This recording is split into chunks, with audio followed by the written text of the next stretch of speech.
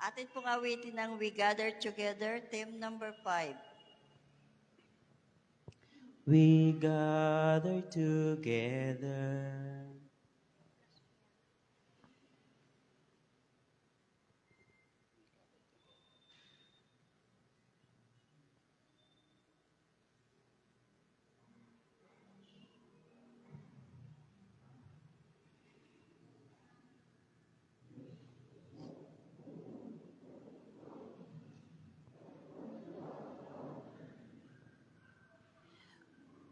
We gather together, sing.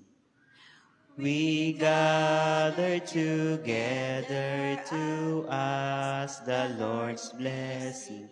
He chastens and hastens His will to make known. The wicked oppressing now cease from distressing. Sing praises to His name. He forgets not His own. Beside us to guide us our God, with us joining, ordaining, maintaining His kingdom divine. So from the beginning, the fight we were winning. Thou, Lord, was our side, all glory be thine. We all do extol thee, thou leader triumphant, and pray that thou still our defender wilt be. Let thy congregation escape tribulation. Thy name be ever praised. O Lord, make us free.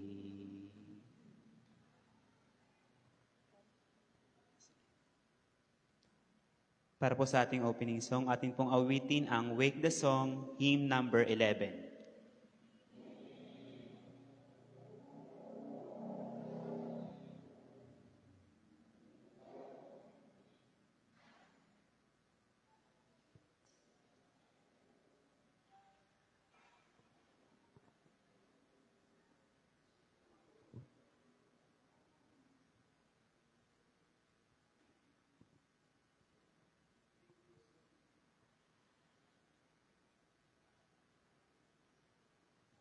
Tayong lahat po ay tumayo. Wake the song of joy and gladness, sing. Wake the song of joy and gladness, hither bring your noblest lays. Banish every thought of sadness, pouring forth your highest praise. Sing to Him whose care has brought us once again with friends to meet, and whose loving voice has taught us of the way to Jesus' feet. Wake the song. Wake the song.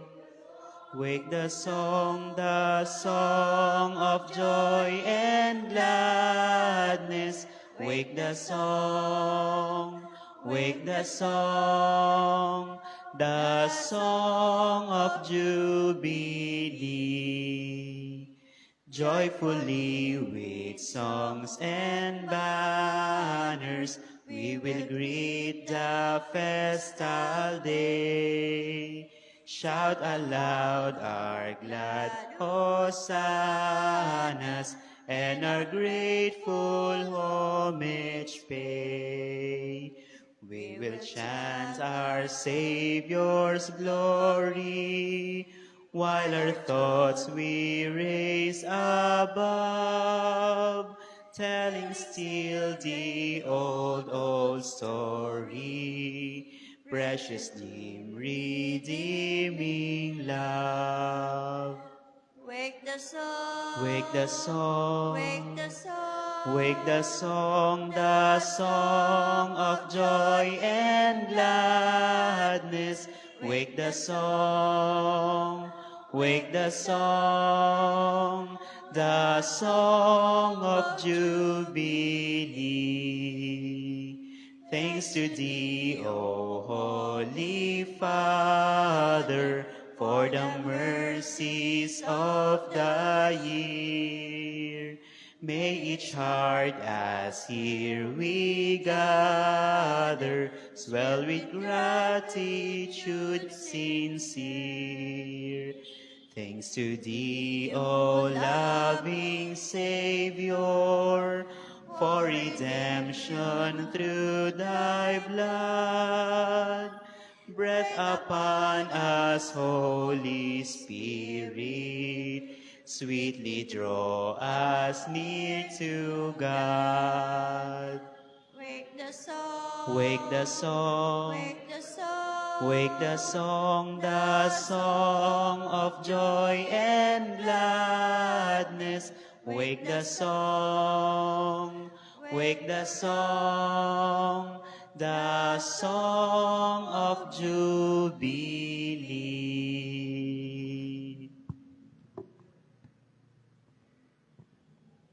Tayo po'y lumuhod sa panalangin.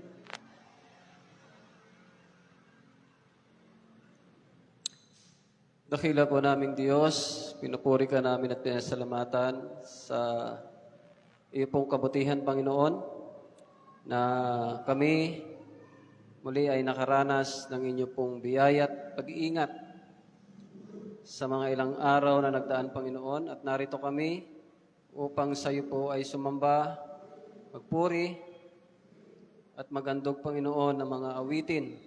Gayon din ay makinig ng inyo pong mga salita ngayong gabi. Hinihiling po namin, Ama, ang pangangasiwat panguna ng Banal na Espiritu.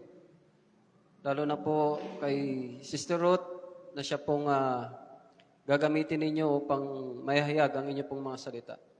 Paspusin po siya ng karunungan, Panginoon.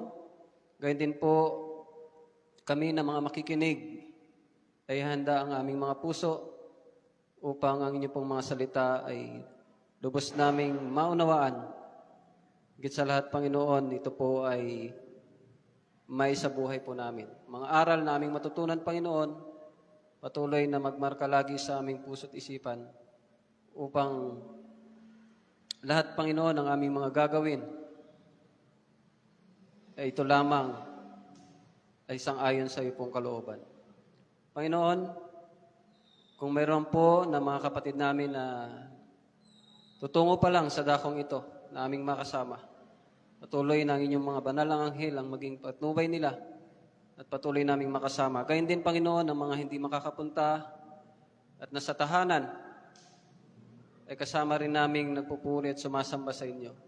Pagpalain din po sila, Panginoong Diyos, nawa ang inyo pong mga salita rin sa pamagitan ng FB Live ay makarating din po sa kanila at maranasan din po nila ang pagpapala mula po sa inyo. Gayon din po, Ama, kami po'y lumalapit at magpapakumbaba at aming kinikilala ang aming pong pagiging makasalanan. Kung mayroon kayong nasumpungan, Panginoon, na magpagkukulang at pagkakasala na gawa namin, ay patawad po, Panginoon, sa amin. Kaya din, Ama, tuloy na ang inyo pong laging kalakasan ang aming pong maranasan. Salamat po, Panginoon, sa inyo pong pagtugon sa aming dalangin. Lahat po ito ililing namin sa pangalan ng aming Panginoong Hesus.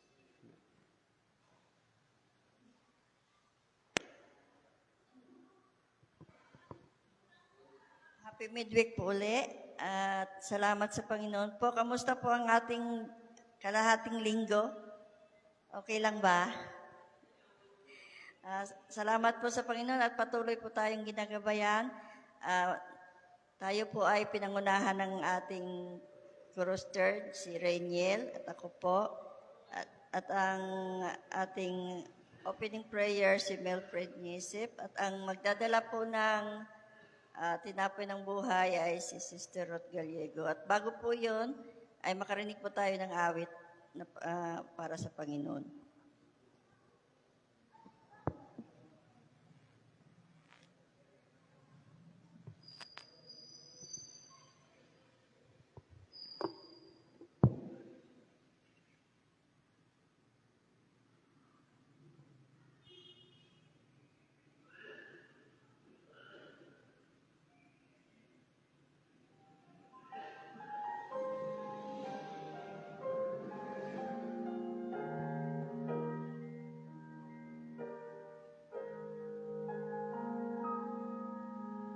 Malalakbay tayo sa makitid na landas,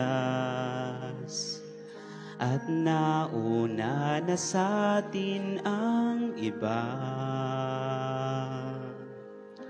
Mga banal na buhay ang kanilang inalay bilang patunay sa pagmamahal nila. Napaliliran tayo ng madlang tao, mamuhay tayo ng ibig ng Diyos. Tulad ng mga nauna, mag-iwan tayo sa iba ng mabuting halimbawa nang sila'y di mawala. O sana lahat tayo ay maging tapat, na maging isang ihemplo sa lahat. Ang bawat hangarin, pati buhay natin, maging ilaw na akay sa iba. Pananalig sana natin makita nila.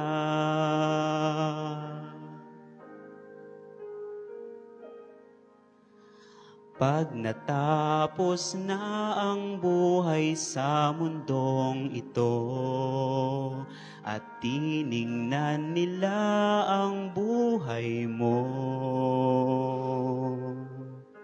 lahat nawa ng bagay, lahat din ng salaysay, maakay nawa silang sumunod ng lubusan. O sana lahat tayo ay maging tapat, na maging isang ihemplo sa lahat. Ang bawat hangarin, pati buhay natin, maging ilaw na aakay sa iba. O sana lahat tayo ay maging tapat, na maging isang ihemplo sa lahat.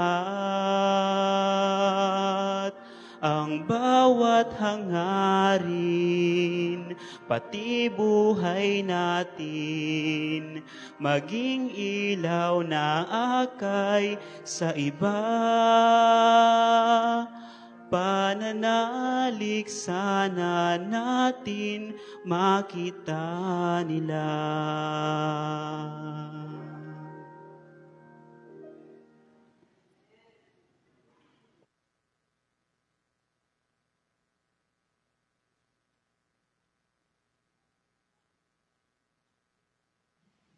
Ito ba?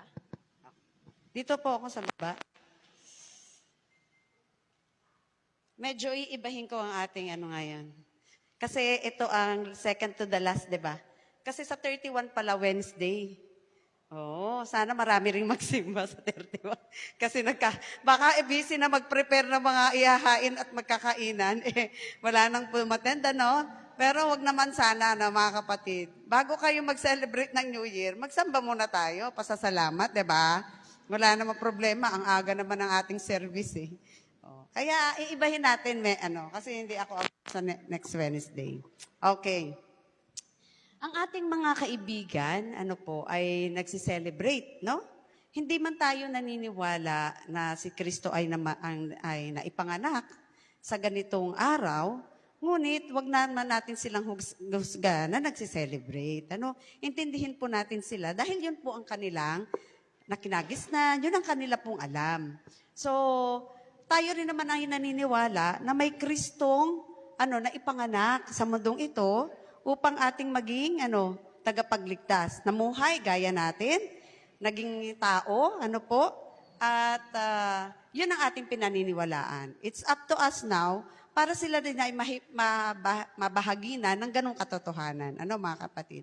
So, let's take this moment na yung ating mga kapatid ay very welcoming, very giving, di ba? Kasi ngayong panahon na itong may mga bonus sila, di ba? So, very giving ang ating mga kapatid. Kahit simpleng bagay lang yan, yun ang kanilang gustong ibigay at nagbubukal sa kanilang puso na ipagkaloob. Pero ang ating Panginoon ay merong higit na pinagkaloob sa atin. Nung siya ay namuhay dito sa mundo, naipakita niya kung paano tayo dapat mamuhay. At ang ating pong topic ngayon is chapter 70, tugman-tugma sa season na ito. Kasi ang title is, Jesus, ano yung sinabi ko sa brother? Christ identifies with the poor and suffering. Ayan ang ating title. At ito po ay base sa Matthew 25:31 to 46. Babasahin ko po sa Tagalog. Matthew 25:31 to 46. Makinig po kayo mga kapatid, ha?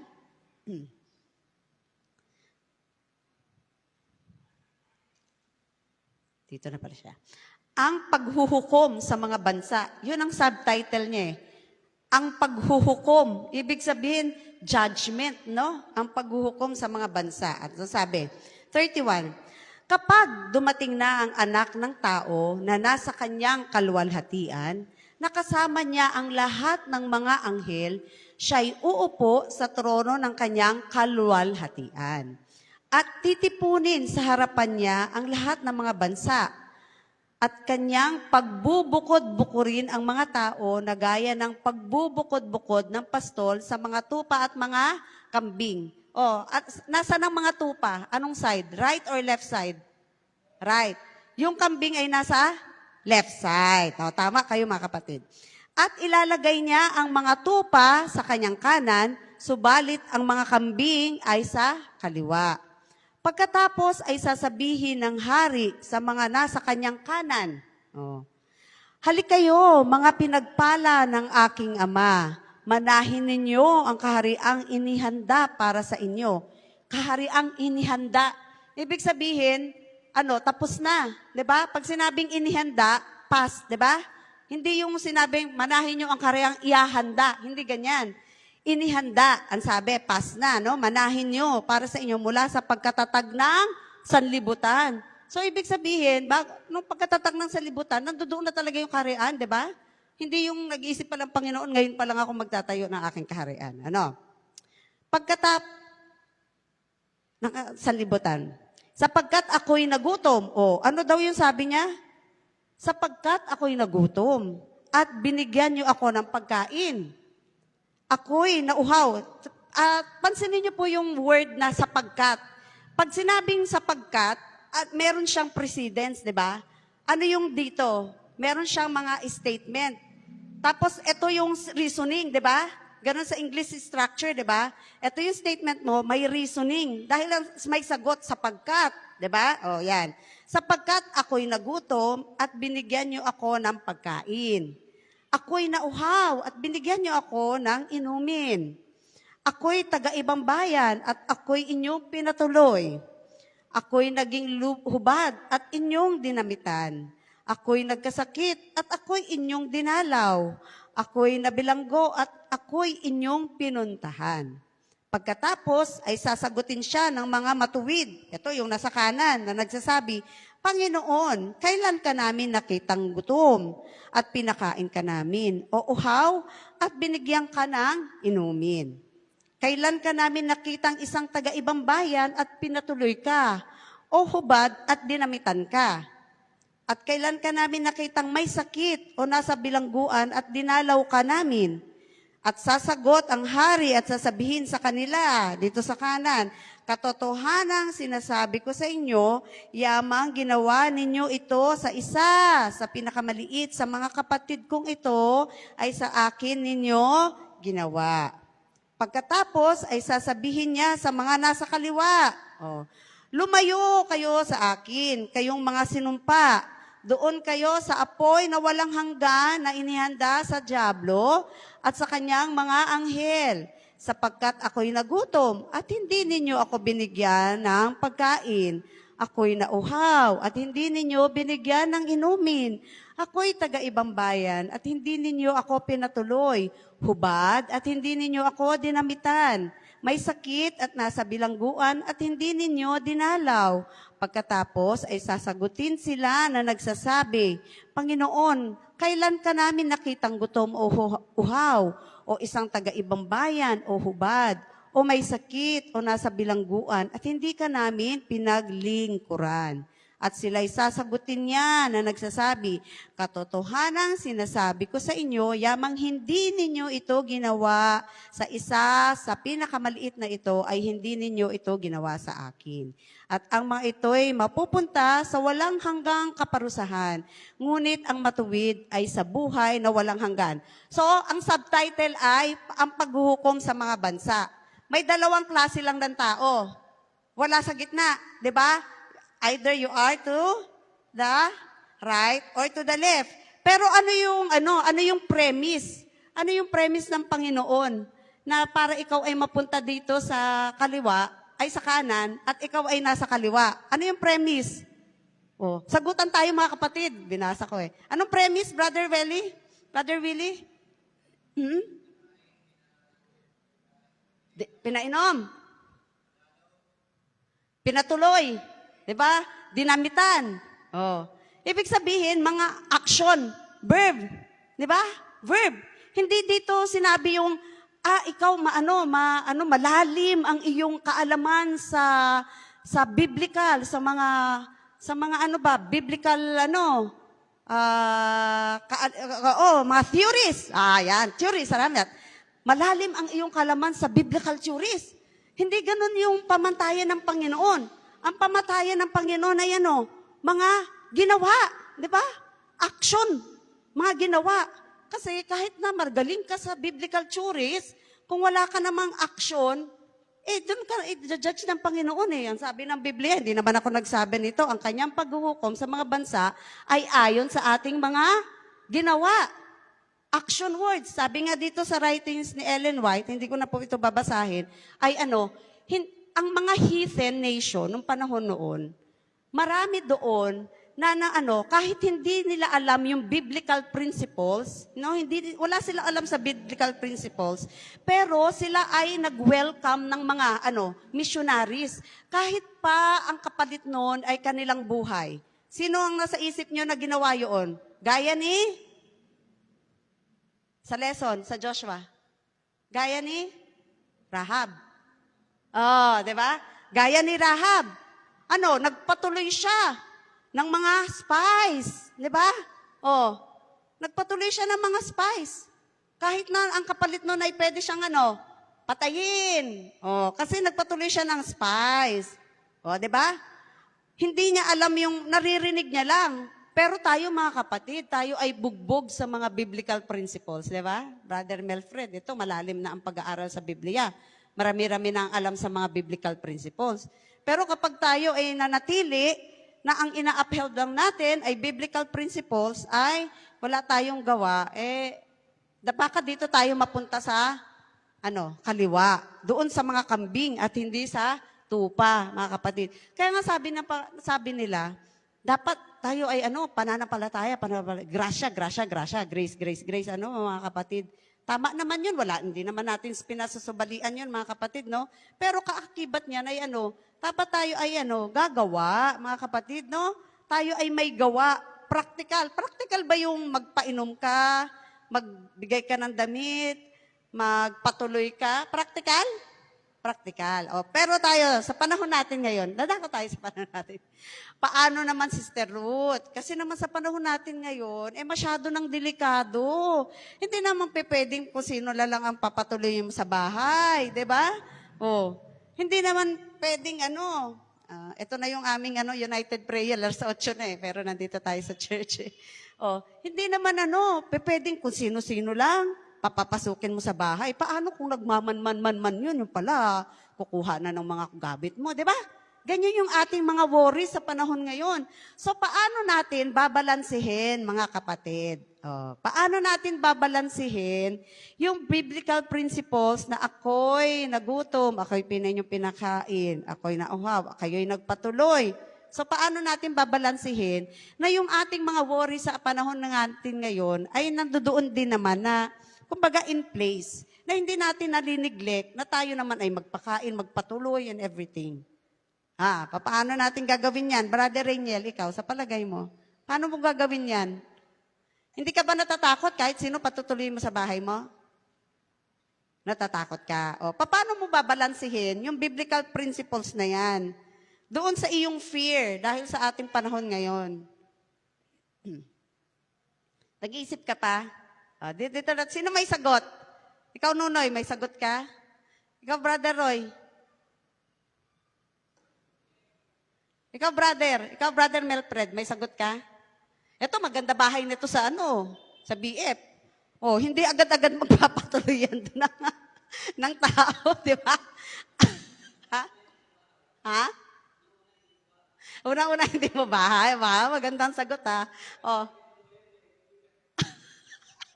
So paano, dapat masagot natin yan. Kasi reality yan eh. Marami kaya akong sabihin, paano ka naman magpapatuloy? Siyempre, tatanungin mo muna yan. Iimbestigahan mo man yan. Baka mamaya, bagong labas lang yan. Yung mga ganun ba? Ikaw, Brother Willie, paanong gagawin mo?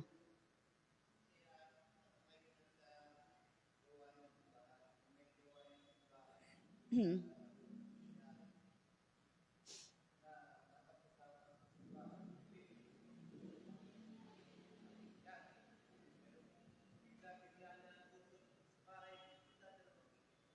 Mm.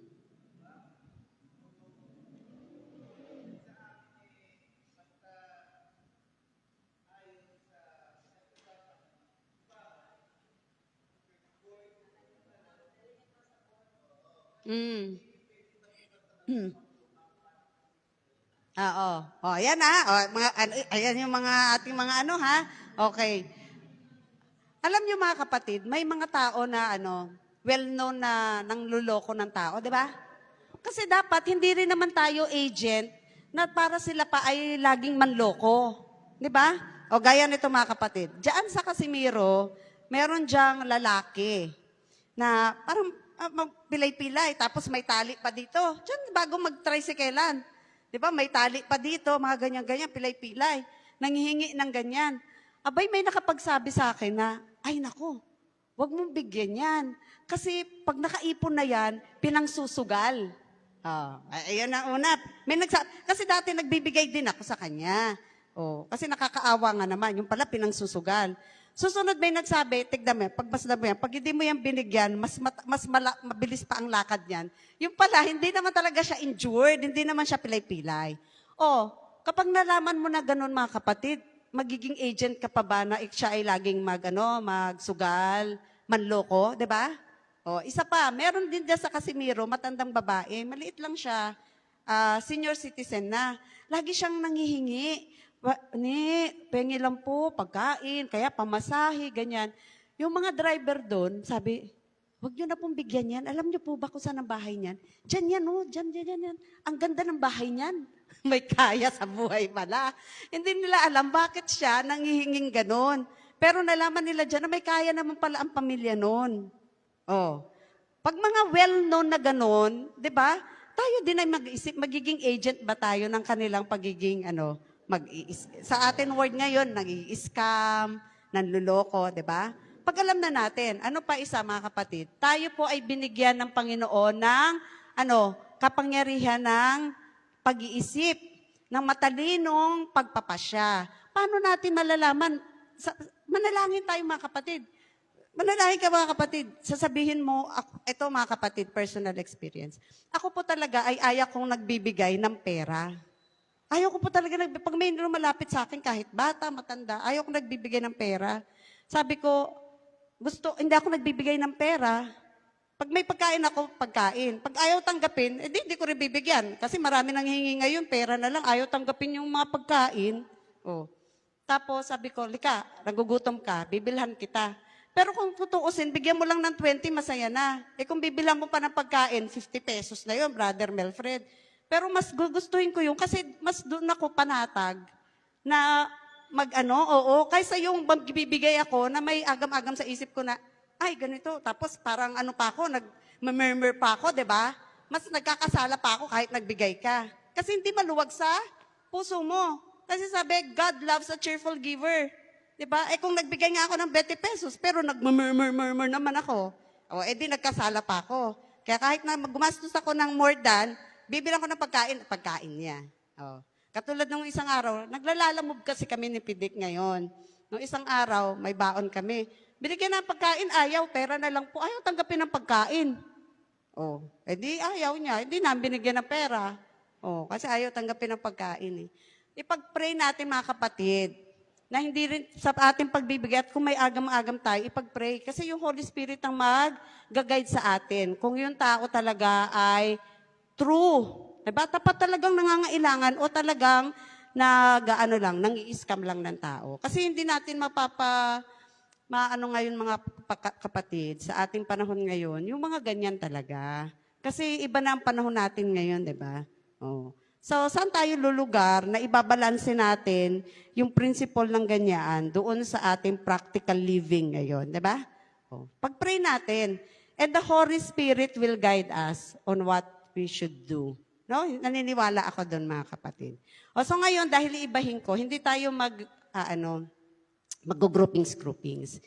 If the Holy Spirit is speaking to you right now, na kayo ay mag-share ng inyong wag naman masyadong bata ka pa o ganun. Mga recent experience na kayo talaga ay minove ng Holy Spirit na talagang binigyan nyo ng help, no? Somebody. Hindi lang naman yung material Help na pinag-pray mo yung tao and then something happened. Miraculous happened to that person. 'Di ba? Pwedeng ganun. Hindi lang yung in terms of money na binigyan nyo. Yan.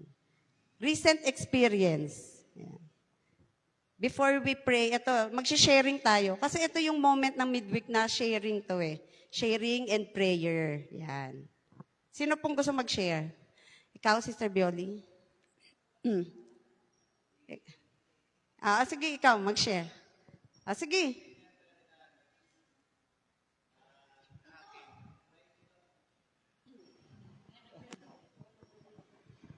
Nung ako'y nagdadrive pa na sa Grab, meron akong nakasakay na isang inatake sa puso. So, patay ang kalahating katawan. So, dadalhin siya sa, nag-iisa lang siya. Dati siyang pulis. Ayun. So, habang sakay ko siya, nag-iisa lang siya. Sinabi ko lang ihatid doon sa may naghihintay siya doon may naghihintay doon sa clinic na pagbabaan niya. So, nung araw na yon, nagkwento siya sa mga past life niya kung paano siya namuhay bilang isang pulis. So, talagang na pagtanto niya, kaya siguro nangyari sa kanya yon dahil sa kanyang mga masasamang gawa bilang isang pulis. So, ang sabi ko naman huwag kang mag-alala, brother, dahil ang Panginoon ay hindi naman tumitingin sa ganun. So, nagbahagi ako ng isang text sa Bible, tapos sa ganyan, at sinabi ko sa kanya, doon sa araw na yon, habang kami naglalakbay, nakikita ka ng tumutulo na yung kanyang luha. So, nakapagbigay ako sa kanya ng lakas para manumbalik sa Panginoon dahil talagang siya ay kumbaga baksak na baksak dahil sa pangyayari. Lahat kasi ng kanyang mga tawag dito, pension, lahat ng kanyang mga kasi ano na rin natanggal na rin siya sa serbisyo Oo. Kaya dahil nga doon sa pangyayari na kaya siya inatake. So ganun. Dahil nga doon sa pangyayaring yun, experience na yun na nag-uusap kami, napansin ko talagang tumutulo ang luha niya. Tapos napag-pray. Bago siya bumaba, nag-pray kami dalawa. So, pasalamat talaga. Nagpasalamat talaga siya. So, yun ang isang experience na talagang hindi ko malilimutan. Ayan yung maganda sa mga driver, di ba? Kasi you have the time na makipag-usap sa inyong mga pasahero. Yan. O, sino pa? Ako meron. Sige, ikaw. Tapos si Kuya Barowa. Bilang teacher kasi, marami kami mga estudyante na encounter na iba-ibang problem. Daming problema. Yung batang yun, pala absent siya. Tapos pagpasok niya, kung di siya tulog. Tulog siya, laging tulog. Yung pala na, siyempre teacher, parang noong una, parang, ano ba itong batang to? Parang ganun ba? Kung di absent, tulog. So, noong isang araw, sabi ko sa kanya, bakit ka absent? At saka pagpasok mo tulog. Yun pala, single mother, single parent yung nanay niya. Iniwan sila ng tatay niya, 4 sa magkapatid, siya panganay. Nagre-repack sila ng paminta, yung mga nilalako-lako. Ang bahay nila, dyan sa may dulo ng Ibacom, dulo ng 5. Tapos nilalakad niya lang, mag-supply siya dito sa Naga Road. Nilalakad niya lang araw-araw. Tapos paggabi, magtinda siya ng balot. Di ba? Alam mo na malaman ko yun, parang akong iyak sa kanya. Naiyak talaga ako. Tapos sabi ko, ganun ba? Tapos sabi ko, kumain ka na ba? Sabi niya, hindi pa nga teacher Grabe talaga. Sabi ko, grabe, para ako na ba? Tapos sabi ko, sige, pumasok ka lang araw-araw. Sabi ko sa kanya, kakainin kita. Sabi ko sa kanya. Noong una, na siya grade 3 ang hawak ko. Siya, 14 years old. So, overage. Oo. Yung boses nga niya parang tatay na Lalaki siya. Kaakala ko may parent ako, yung pala siya pala yun. Tulog siya. Di sabi ko, masok ka lang araw-araw, sabi ko, pakainin kita. So yun, araw-araw siya pinapakain. Hanggang sa nakatapos siya ng grade 3. Sabi ko sa mga bata, pag yun napakialaman si kuya niyo, ayaw matulog. Tapos nag-grade 4 siya. Sabi ko sa teacher, ko siya doon ko sa inintriga sa teacher niya. Tapos para maintindihan ba ang background niya. So yan pa rin tulog, absent. Pero naintindihan naman siya kasi nakabasa naman siya at marunong naman. Hanggang nag-grade 5. Pag grade 6 niya, bumalik sa akin. Pag nakalimutan ko na nga siya kasi grade 3, di ba? Sabi niya, teacher, grade 6 na po ako. Ay, sabi ko talaga, parang, wala, na siya, Ruth? Na yun, oo, high school na siya. Sabi ko, nakatapos, sabi ko, magkano ka na? Sabi niya, opo, teacher, sabi niya, gagraduate na po ako. Parang ako naiyak sa kanya. 14, tapos 3 years, 17 na siya, Ruth, grade 6. Tapos na makatapos siya, sabi ko, sige, mag-high school ka, kahit makatapos ka lang ng high school. Kasi malaki na siya, construction na siya, nag-ano ng trabaho niya. Kaya, tapos pinagpiprip ko yun. Sabi ko sa mga bata, pag-pray si kuya niyo nga pamasok bukas. Makatapos siya. Amen. Ang ganda, no? Yung mga gano'ng experience. Si Tatay Barowa naman. Dapat ba tayo yung mga Kristiyano, Adventista, matulungin, Dapat ba nating questionin sila kapag humihingi sa atin? Yun ang tanong ko. Marami ako na-encounter pag ako lumabas. Kasi Miro, meron ako na-encounter, yung sabi mo, yung matanda na babae, na payat. Sabi niya sa akin, tatay, pwede ba akong makahingi ng pera? Bakit ka nangihingi ng pera? Saan mo gagamitin? Asaan ang mga anak mo? Yun ang tanong ko. Wala raw siyang mga anak, wala raw nagbibigay sa kanya. O sige, kawalan ba sa atin ang pagbigay ng 20 pesos doon sa sinabi niya? Okay. Ibig sabihin, yung aking puso, nararamdaman ko kung totoo yung sinasabi niya. Nangihingi ako tayo sa inyo bilang pagkain.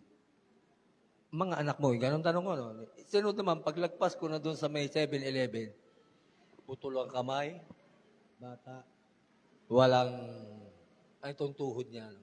Sabi niya, tatay, pwede pong makahingi ng pera. Binigyan ko sa halagang 20. Pero hindi ko na siya question dahil nakita ko yung kanyang katawan. At Jollibee naman, putol ito, pero malakas pa. Putol ito, sa kamay niya gumagaan ng kanan. Ang tanong ko sa kanya, bakit ka naman nangihingi ng pera? Hindi ka pumunta sa DSWD para bigyan ka ng makakapagtrabaho ka. Ibig sabihin, iniisip ko, kawalan ba sa akin na meron namang ibibigay? Nasa kanya na yun, pero tinatanong ko, nasa kanya kung saan niya gagamitin. Labas na ako ron. Pero bukal ang puso ko sa pagbibigay sa kanila. Kawalan ba sa atin yung halagang yun? Kasi sabihin ko, bili na lang kita ng pagkain. Kaya gusto ko pera. Saan mo gagamitin? Ang sagot sa akin, bibili rin ng pagkain. O ibibili mo rin naman pala ng pagkain. Ibili na kita sa 7-Eleven. Ayaw. Pag sumagot siya ng ganun, di ko na bibigyan. Ganon. Meron naman na kahit kasinungalingan o hindi, pero bukas na yung puso ko na ibigay. Pero pag nasalubong ako, minsan nasalubong ako, tay, maraming salamat sa pagbigay mo. Yung puso ko may kagalakan. Ganon ang experience ko. Pero hindi kawalan sa akin yung magbigay. Ayon doon sa sinasabi ko. Kasi tatanungin ko saan mo kailangan ng pera? Saan mga anak mo? Bibili niya ito, pamamasahin niya raw. Paano ka nakarating dito? Yun ang mga tanong ko. Ibig sabihin, yung taong humaharap sa iyo at dumadaing sa iyo, nasa puso mo at isip mo na ikaw na sa Panginoon Diyos, ikaw ang magdesisyon kung tama ba yung binibigay, yung sinasabi sa iyo. Ikaw ang mag-ano. Mararamdaman mo naman kung totoo o hindi. Ganon. Kaya nga ang tanong ko, kawalan ba sa atin ang magbigay? Oo. So, yun ang tanong mo, Elder. Kawalan. Very kasi yan subjective. Sa iba, pwedeng kawalan. Lalo na kapag walang-wala. Yung nilapitan mo, halimbawa, nilapitan mo ako that time. Akala mo may pera ako, pero ang pera ko pala, pamasahin na lang. Di ba? Kaya hindi ka rin magbibigay. Pero very subjective kasi yung term na kawalan ba, 'di ba? Kasi iba-iba yung natin, iba-iba yung kakayanan ng bawat tao. So kapag ikaw hindi kawalan yun sa mga mayayaman. O ganito mga kapatid. Yung dating boss ko sa Biolab, diyan siya nakatira sa BF. Ano yun? Mapagbigay siya ngayon. Pero sabi niya, Ruth, never akong nagbibigay sa mga nasa kalsada. Tinanong ko, bakit ma'am? Kasi mas iisipin ko pa na pag nasa kalsada sila, lalo na yung may mga dalang baby, mga bata, parang madidisgrasya pa sila. Diba? Yun ang nasa thinking niya. Pero kapag yung sa mga kahit, doon sa simbahan nila, yung mga dyan sa kalye, binibigyan niya yung pera. Yung nagpapaalis ng mga sasakyan, tatraffic ganyan, doon sa bank nila. Lagi yun, may ganyan. Pag kilala na nga yung sasakyan niya, yung plate number sasaludo na agad sa driver yun Kasi lagi siya, pero never siyang nagbibigay ayun kuya, never siyang nagbibigay, pero giver siya. Kasi may reason siya. Kung yun ang niya may kakayanan siya magbigay, hindi kawalan sa kanya yung 20 pesos, 50. Minsan nga, sa mga punta kami minsan sa bangko, bibigay siya o maghati-hati kayo dyan, 1,000. Alam niyo yung 13-month pay niya sa SSS? Kung saan niya na yun, nakasobre-sobre na yun. Bibigay niya sa ganito, 500 sa mga guard. Ganun. Tapos yung guard nila sa dyan sa nila, village nila, laging araw-araw may supply, biscuit tsaka coffee. Sa bahay nila, biscuit tsaka coffee. Laging may supply. Sabi ko, talaga to si mama. Ganun siya. Pero never siya, sabi niya, never ako nagbibigay sa kalsada. Kasi ayaw kong isipin na sila ay dapat nandyan. Ang gusto niya, sila ay dapat nag-aaral, sila ay dapat napoprotektahan, hindi nasa kalsada, at sila ay madidisgrasya. So, ganun ang prinsipyo niya. So, hindi ko question yun. Prinsipyo niya yun di ba? Pero mapagbigay siya. Kaya very, yun, meron subjective, very, yun. Sino pa? Sino pa dyan? Dito, wala? Ikaw, Brother Melfred. Grab!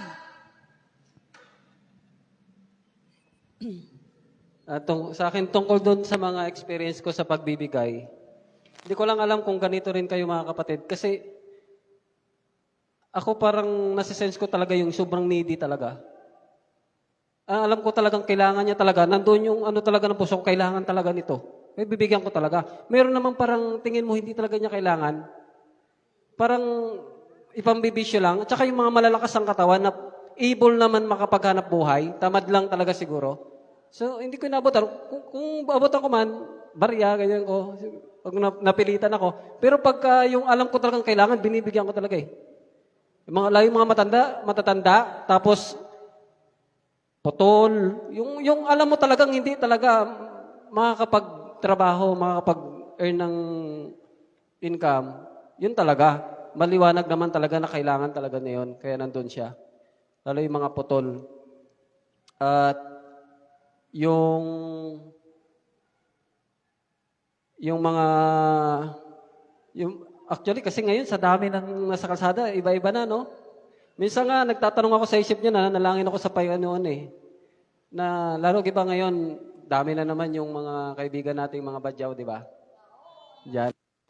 Minsan naglalaban sa isip ko yan, na kapag tinotolerate sila, parang damol sila na nagiging yun na lang talaga. Yung mga anak nilang dala doon na ginagamit nila para maawa yung tao, paglaki nun, yun din ang nakahigis ng way ng hanap buhay. Parang cycle. Pero nakakaawa man din talaga sila kasi wala rin. Kaya nga siguro sila umalis sa lugar nila kasi kailangan din. So, ganun din. Bigay pa rin tayo. Pag talagang nag-hard minsan yung puso natin, hindi tinabutan kasi parang namimiyasa na sila na para matuturo naman sila mga isda. Parang minsan ganun. Minsan nagrarambol yan sa isip ko. Pero nananalangin pa rin talaga ako na siyempre maging pa rin talaga tayo. Malambot ang puso sa mga nangangailangan. Yung akin pong kwento ng natulungan, hindi naman siya pinansali o kung naipag-pray ko lang. Kasi nung nakatambay po ako dyan sa loob ng Aguirre, sa BF, nung nag-grab food ako, may tambayan kami dyan, puno. Ngayon, may isang lalaki doon na nangangalakal. Tapos, nagtitinda-tinda rin siya ng mga sigarilyo, candy, tapos mga soft drinks, maliit na kariton.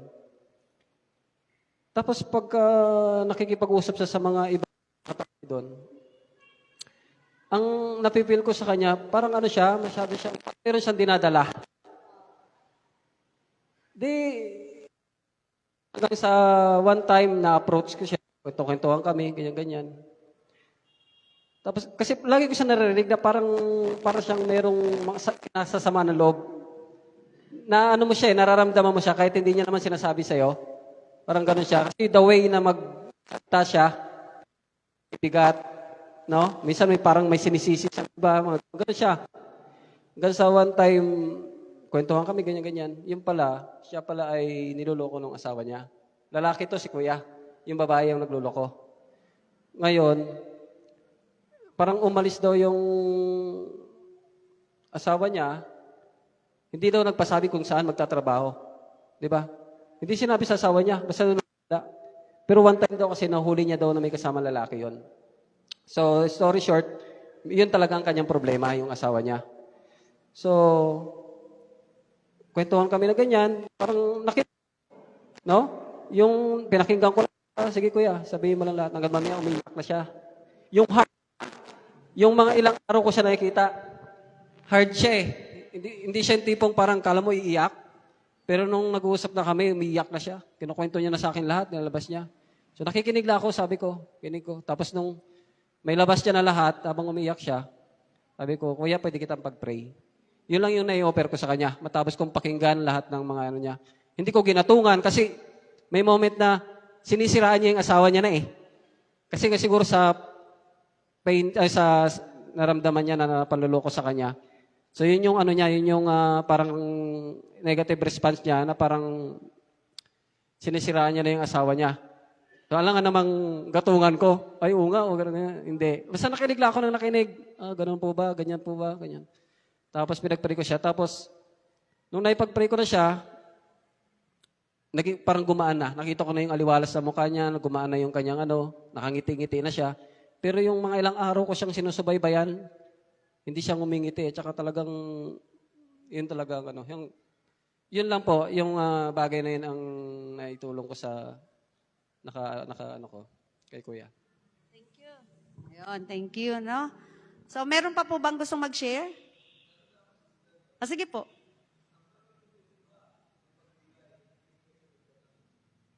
Ang Panginoon ba, ang Diyos ba? Ah, ah.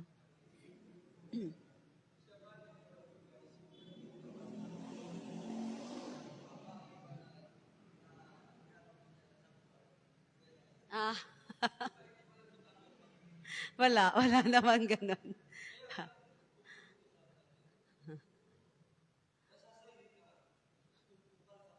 Yeah, yeah. Mhm. Uh-huh.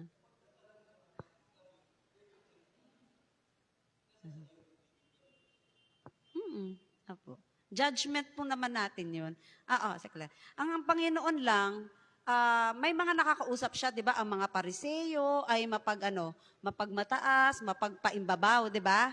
Nagbibigay pero hindi dahil sa talagang abundance of the heart na magbigay. Kasi gusto nilang maipakita lang na kaya nilang magbigay, yung outward lang, di ba? Pero tandaan natin, ang Panginoon ang nakakabasa ng ating motibo, ang ating puso. So kung anong sinasabi sa iyo ng Holy Spirit, the Holy Spirit naman will guide us what to do, no? So nasa atin 'yon, mga kapatid. Kaya ang Panginoon nagsasabi lang siya, dinadaan niya sa parabola, 'di ba? Parables.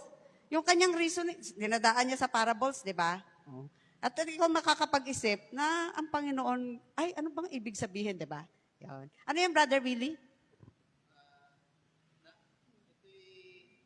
Mag-seminar kami sa stewardship. Oo. Ito ang sabi sa amin na nagle-lecture sa amin. Pag ikaw ay nagbigay, ibigay mo ng buong puso mo. Walang halong, wag ka nag-iisip ng hindi ka nag-aalangan. Dahil ibinigay mo sa Panginoon yan. Ibinalik mo sa Panginoon. So, kung wag mo nang isipin, yung ibinalik mo sa Panginoon ay baka magamit alam mo naman yung mga sinasabi ng mga may mga politiko na wag mo isipin yun. Kung saan man gamitin yung pera. Basta ibigay mo ng buong puso. Yun lang. Si Nunoy. Bakit ayaw mong si Becca, hayaan mo magsalita. Ha?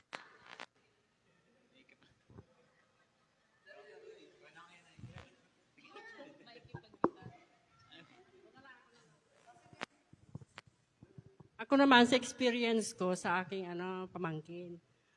Ako ay sa pamangkin ko tamad siya magtrabaho, meron siyang mga anak. Ngayon, yung ginagawa ko sa kanya, nagbibigay ako kasi na ako sa mga bata. Pero may kasamang sermon sa kanya.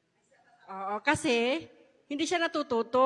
May mga anak siya, yung mga anak niya, inaasa niya sa mga siyempre, siguro hindi naman masama yun, oo.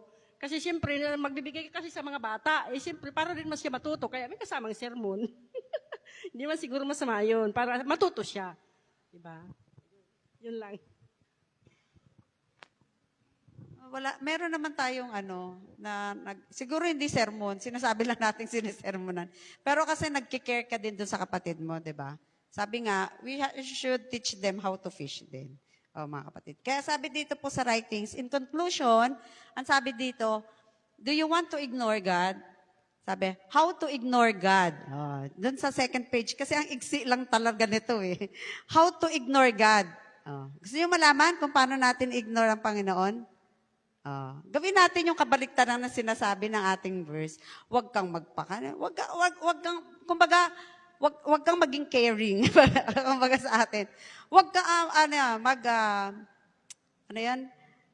wag kang tumingin ng pangangailangan ng iba, no? Wag maging selfish ka, kumbaga, 'di ba? Ganun 'yun eh. That's how you will ignore God. Ayan. Kaya ang kabaliktaran naman yan, how do I put a smile on God's face? Yan. How do I put a smile on God's face? O, sa palagay mo, ano? Oh, di ba? Yun naman, kabaliktaran din nun. O, di ba? Do you want to ignore God? Huwag mong gawin yun, sinasabi na sa binasa natin. Do you want to put a smile on God's face? Gawin mo yun. O, yun lang naman, mga kapatid. Ano? So, very practical. At tamang-tama sa season na sineselebrate ng ating mga kapatid ngayon, no? Mga kaibigan. Kaya mga kapatid, doon sa sinabi nga nila, tandaan natin, yung ating sa Panginoon, ibigay mo sa Panginoon. Ano, mga kapatid, wag nating maging rason na, itutulong ko kasi ito dahil nangangailangan, di ba? Ikaw ang magbibigay ngayon ng parang ikaw ang magkakaroon na ng desisyon, yung para sa Panginoon, ay dahil magandang gawain naman yun, di ba? Pagtulong naman yun, doon ko na lang gagawin. Hindi ko na lang ibibigay doon kasi may question ka sa isip mo na, hindi ko alam kung saan nila gaganamitin yun di ba? Brother Wilfred, ang dami ko naririnig na ganyan Brother, nung sa kasalan lang na itinatinan namin kay Mayores Events, meron doon, elder, matagal na rin sa faith, pero may mga ganong questions. Kapag may mga ganon tayong questions, mag-pray tayo mga kapatid. No? Huwag nating, thus saith the Lord. Doon pa rin tayo kung ano sinasabi ng Panginoon, thus saith the Lord. Hindi natin kailangang galawin, kasi it's para sa Panginoon. Sabi na nga, bigay mo kay Cesar ang kay Cesar. O, di ba? Wala tayo doon. Doon tayo sa ating offerings. Di ba? Kahit si Pastor Andoy, ganito. Nung siya ay active pa sa ministry, maaga pa naman inaantok na ba kayo? Di pa. Nung siya ay active pa sa ministry, ang ginagawa niya, di ba ang mga pastor laging binibigyan? Ang gagawin niya, habang siya binibigyan, bibigyan niya ng costing. Yung cost yung binibigay sa kanya. Sabi niya, ito siguro, cost ganito. Magbibigay siya ng offering para doon sa lahat ng mga nare-receive niya na free goods. Binibigyan niya ng offering yun. Meron ba sa Biblia ng ganong prinsipyo? Wala. Pero sa kanya yun, no? Abundance ng heart niya yung bigyan niya gusto ng offering kasi nakuha niya ng free. Hindi daw siya gumastos. Di nabawasan siya. Magdatakda siya ng offering para sa lahat ng mga binibigay na kapatiran sa, whether it's bigas or kung ano pang mga goods yan, binibigyan niya ng offering. Yun yung nakuha ko na prinsipyo ni Pastor Andoy nung siya pa ay active sa ministry. So tayo mga kapatid, pwede din tayo maglagay ng ating culture when it comes to giving, di ba? Maglagay din tayo ng prinsipyo natin when it comes to giving. Pero isa lang ang sabi ng Panginoon, but seek ye first the kingdom of God and His righteousness, and all these things shall be added unto us. No? So, dyan po, nawa tayo ay maging, wag tayo maging frugal. No? Kasi ang hirap na ng buhay ngayon Kailangan, paano naman ang future namin? Frugal ka na yun, ayaw mo nang magkaloob. Freely. Dapat tayo ay maging benevolent. No? Tayo ay may pusong kalinga at mapagbigay. Hindi man in terms of money, sa ating mga skills. Si Brother Gubatanga, skillful. Sa ating skills, pwede. Tutulong ka. Sira electric pan, Kuya Roy. I-repair mo ng free. Di ba? Pagtulong yun, di ba? Sira ang ganito, yung konting kutkut. Kung ako lang may talento ng pagkukutkut, gagawin ko yun Wala naman akong talento dun iba-iba kasi ang gifts natin, mga kapatid. So, anong binigay sa atin ng Panginoon? Yun ang ating gawin na offer sa ibang tao. No? So, dyan po, nawa tayo sa darating na 2026, ay matuto tayo na maging benevolent. Meron tayong spirit ng pagiging, altruistic. Sa ibang term pa, lalalim na, altruistic na, altruism, yung mapagbigay. So, tayo po ay dadako na sa ating mga prayer. Prayer na lang kayo dyan, mga kapatid. Ito, isang group doon. Ayan.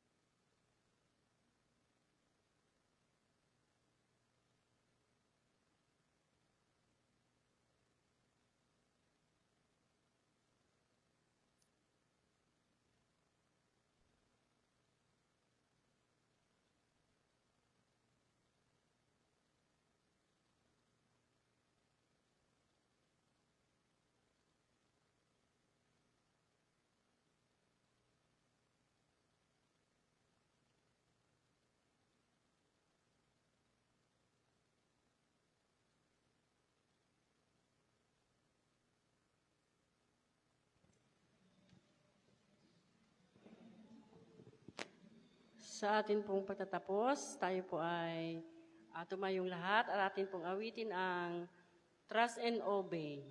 Sa may bilang 4 o sa Tagalog po tayo, lakad sa liwanag sa salita ng Diyos. 4:04.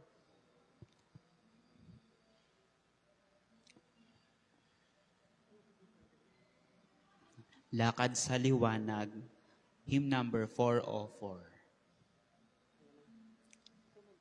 Lakad sa liwanag, sing.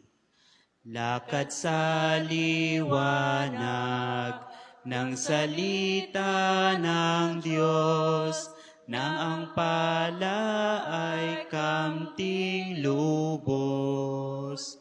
Kung lalakad tayong ganap sa pagsunod, tatahan sa atin si Jesus. Magtapat ka, pagkat walang iba na daan sa ligaya, kundi pagtalima. Walang hirap, lungkot, dalamhati't lumbay, kung tatalimat di susuway. Ang dilim na sapot sa iyo'y wawalay, kung susundin siya ng lubusan. Magtapat ka, pagkat walang iba na daan sa ligaya, kundi pagtalima. Ang bigat ng pasan, dalamhating taglay, lahat ay kanyang papawiin. Walang masasayang na hibig at pagod, kung magtitiwala sa Kanya. Magtapat ka, pagkat walang iba na daan sa ligaya, kundi pagtalima. Ang Kanyang pag-ibig di masusukatan, bulong ng away laging laan. Ang bawat maibig ay iyong kakamtan, kung tapat na susunod lamang. Magtapat ka, pagkat walang iba na daan sa ligaya, kundi pagtalima. Kung ganap at wagas ang pagtatalaga, mga puso natin sa Kanya, ating malalasap ang pag-ibig niya, sa tapat ay ipamamana. Magtapat ka, pagkat walang iba na daan sa ligaya, kundi pagtalima.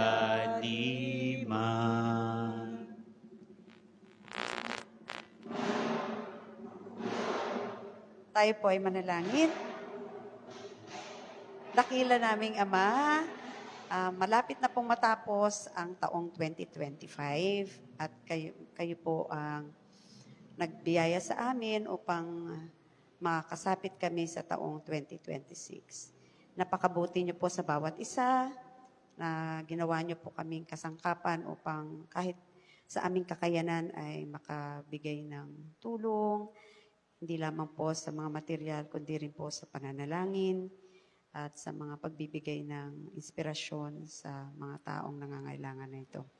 Amin pong hiling, Panginoon, na kami ay magpatuloy sa ganitong gawain at nasa aming isip kung paano po kami ay makakaging kalugod-lugod sa inyong banal na harapan at hindi po sa anumang rason, Ama, kundi ang kalwalatian at lahat ng aming ginagawa ay dahil mahal po namin kayo at kayo po ang dapat sambahin at purihin. Sa lahat ng aming gagawin ay ang pangalan lamang niyo ang siya naming mataas. Kami po ay patuloy na samahan sa aming paglilingkod at equip kami ng patuloy upang mas lalo pa pong maging malawak ang aming pong gagampanan para po sa inyong bukirin. Ihanda niyo po ang aming puso at isipan upang tumanggap ng mga bagong mga experiences sa aming paglilingkod at maging kabahagi ng inyong malawakang gawain sa darating po na mga taon. Ito po ang aming hinihiling, Ama, at pinasalamatan inyong tinanggap at tininig at tinugon sa matamis at dakilang pangalan lamang na ang Panginoon si Jesus. Amen.